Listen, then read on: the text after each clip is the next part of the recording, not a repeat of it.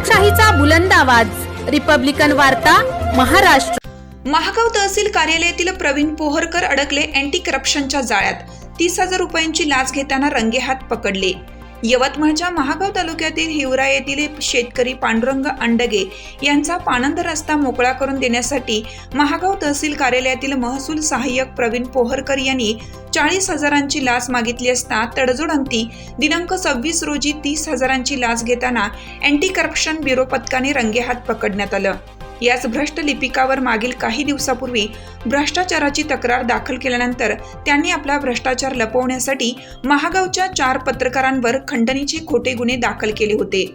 महागाव तालुक्यातील हिवरा येथील पांडुरंग सकाराम अंडगे या शेतकऱ्याचे पाणंद रस्ता खुला करून देण्याचे प्रकरण गेल्या 3 वर्षापासून सुरू असून शेतकरी अंडगे यांनी न्याय मागण्यासाठी 5 वेळा उपोषण केलं, परंतु महागाव तहसील व जिल्हा प्रशासनाने सातत्याने घोर निराशा करत शेतकरी अंडगे यांना न्याय तर दिलाच नाही, परंतु महसूल खात्याला काळीमा फासणारा महसूल लिपिक याने दिनांक 26 जून रोजी 40,000 रुपयांची लाच मागून तडजोडी अंती 30,000 रुपयांची लाच स्वीकारताना एसीबीच्या कारवाईत रंगेहात अडकला आहे।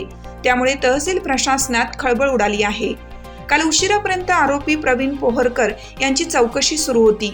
अँटी करप्शन ब्युरो पोलीस उपाधीक्षक यवतमाळ उत्तम नामवाडे यांच्या टीमने सापळा रचून ही कारवाई पार पाडली।